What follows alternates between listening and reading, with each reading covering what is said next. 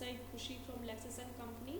So this is our second topic which we are discussing, which is like what is a possession certificate.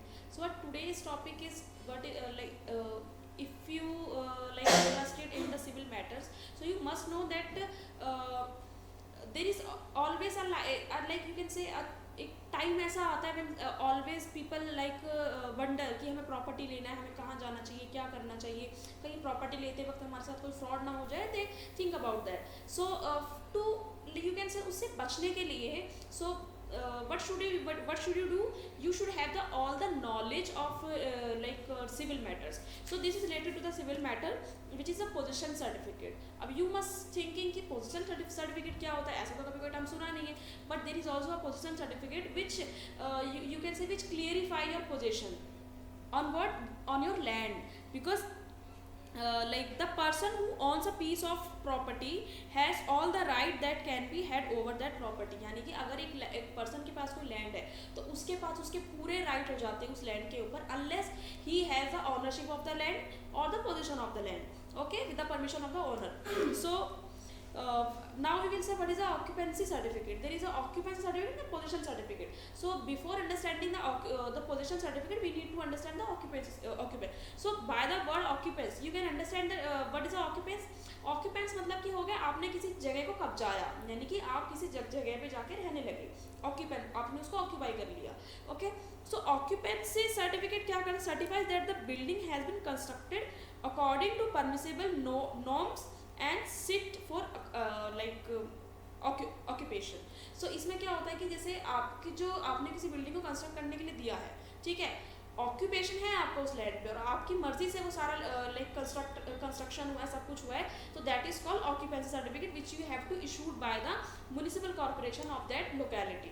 ठीक है, वहाँ से जाके आपको लेना होगा और आपको वहाँ पे सारी चीज़ें दिखानी होगी कि देखिए ऐसी ऐसी ये परमिशंस हैं विच आई हैव अलाउड, नाउ मेरा कंस्ट्रक्शन यहाँ पे चालू होगा.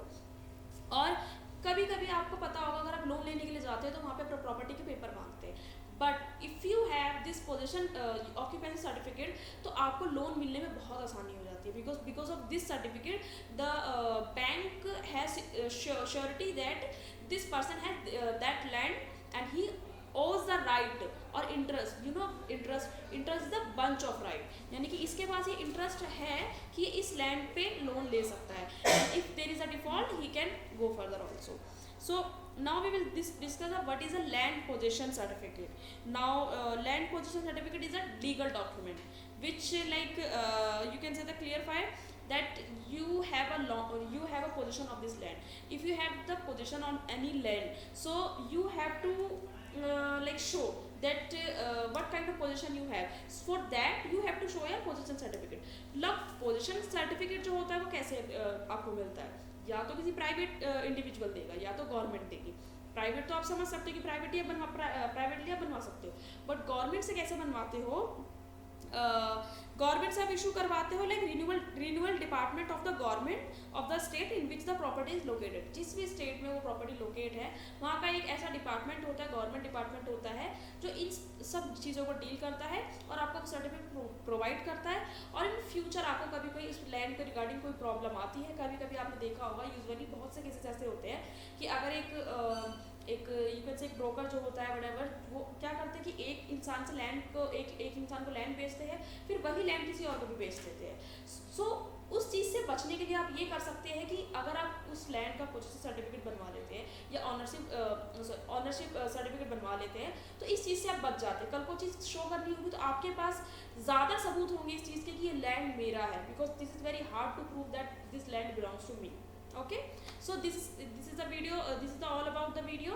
Now we will discuss next topic in the next video, so please keep watching, and if there is something which you don't understand, please let me know in the comment. Thank you for watching this video.